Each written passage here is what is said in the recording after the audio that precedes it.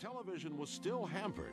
Pictures were not sharp, and sending a consistent signal was still difficult.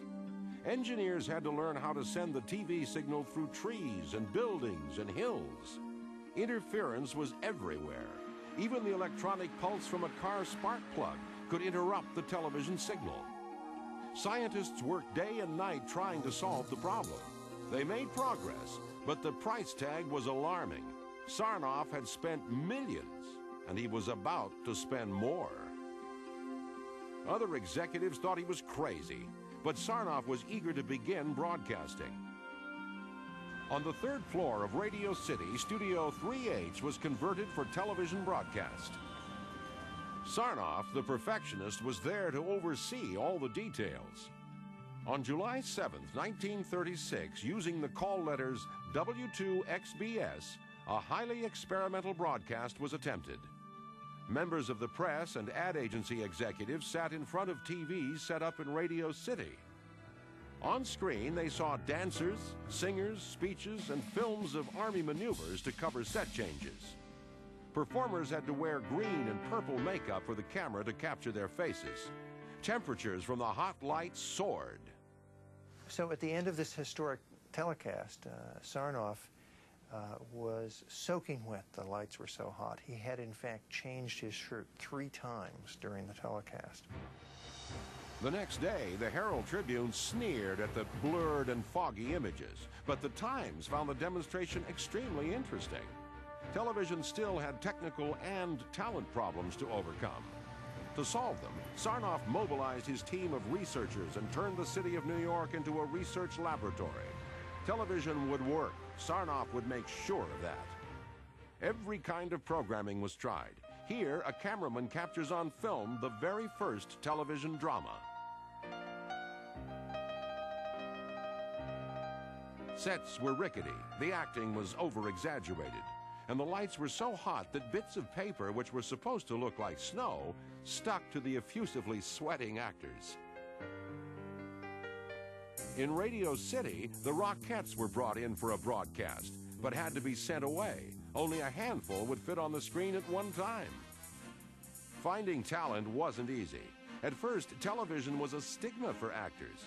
Even an unknown out-of-work singer named Frank Sinatra turned down television offers. He didn't think there was much of a future in it. And by the late 1930s, it looked like television might not catch on. Programming was intermittent, sets were expensive, the signal was weak. Radio was still king. At CBS Radio, Paley was now pulling ahead of Sarnoff and NBC.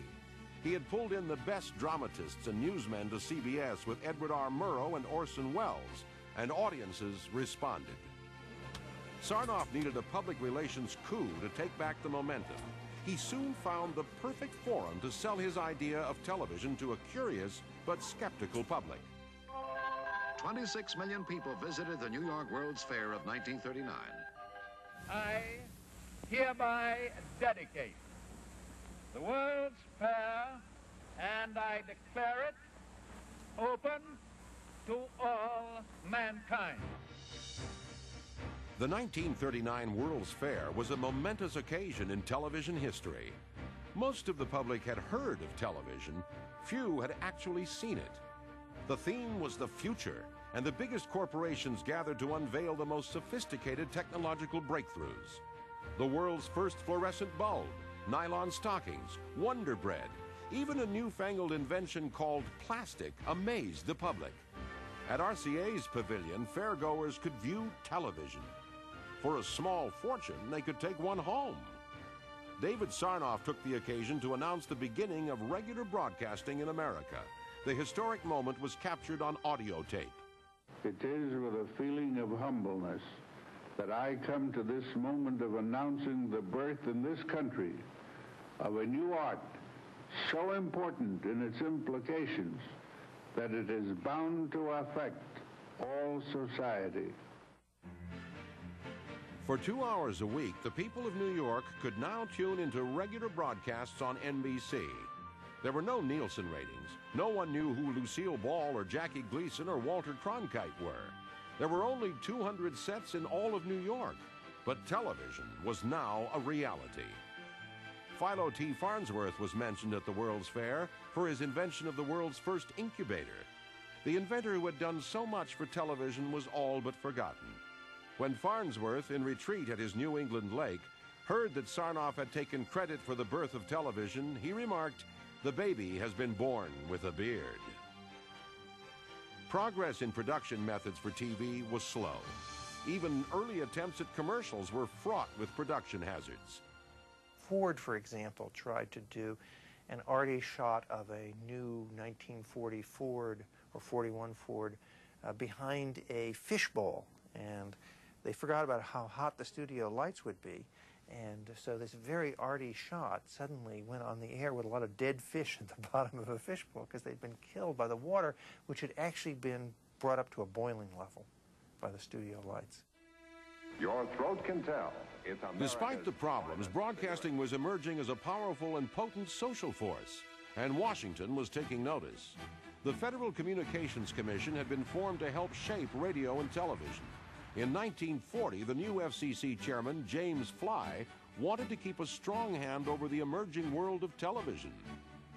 Fly felt Sarnoff had become too influential, too monopolistic. He pushed an antitrust law through Congress to weaken Sarnoff's stranglehold on the broadcast industry.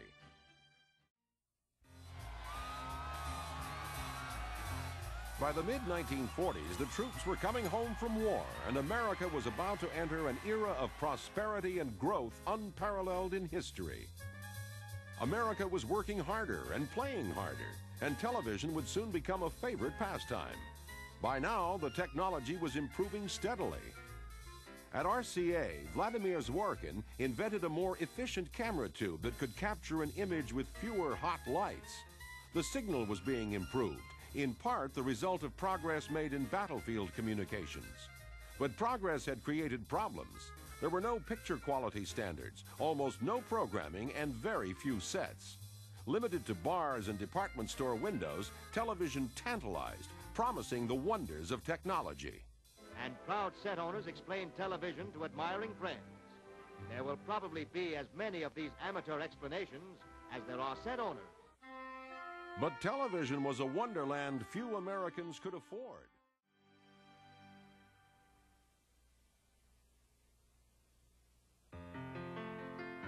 Now that many of the technical and legal challenges had been overcome, the search for talent was on.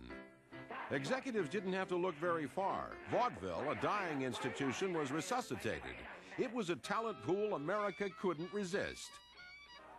Milton Berle, Bob Hope, Jerry Lewis, and Dean Martin were suddenly visitors in living rooms all across America. I want to say that it's a great, great thrill to get back on television. This is my third. I've had 3 shots on television. Fortunately, they all miss me, but I must say... Stars were being created overnight. Some made it, and some didn't. It's an easy way to find out. One popular producer, Mike Stokey, hired an aspiring actress named Norma Jean. He had gotten her name from the UCLA bulletin board. So she worked very hard in rehearsal, memorized her lines, and on the air she got stage fright and forgot her lines, and Stokey had to talk her through it, and finally at the end of the show, when the light on the camera went off, she collapsed into tears and said, "Oh, Mr. Stokey, I'll never be an actress. I'm a complete failure." A year later, Norma Jean was Marilyn Monroe, a star too big for the small screen.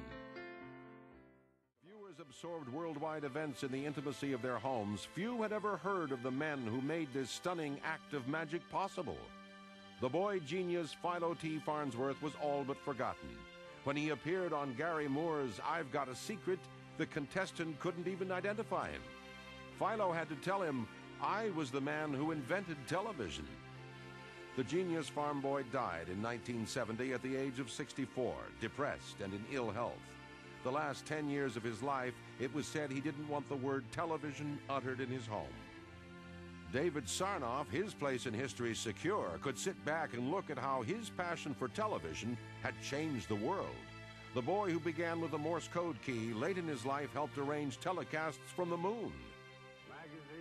Late in his life, Sarnoff was still able to peer far into the future. As early as 1949, he envisioned the world of wireless phone, fax, and image. Pocket-sized radio instruments, will enable individuals to communicate with anyone, anywhere. All through the 1950s and 60s, Sarnoff kept up his unique partnership with Vladimir Zworykin. The young scientist from St. Petersburg had once beamed electron particles as horse and buggies passed by his window. Now he was pushing the edges of interstellar microcircuitry. The two men often looked back with nostalgia on their fortuitous first meeting in 1923. You were a good salesman, and I was a good dreamer. What began as fantasies, Sarnoff, Zworykin, Farnsworth, and countless others turned into a reality that continues to shape our lives. No one can deny the impact it has had on the world. Television has totally homogenized our culture. The corollary of that, however, is that it has brought people closer together so that we understand each other much better than we ever did before. What once seemed like an unimaginable miracle is now part of everyday life. This small box has made a huge impact on life in every corner of the globe.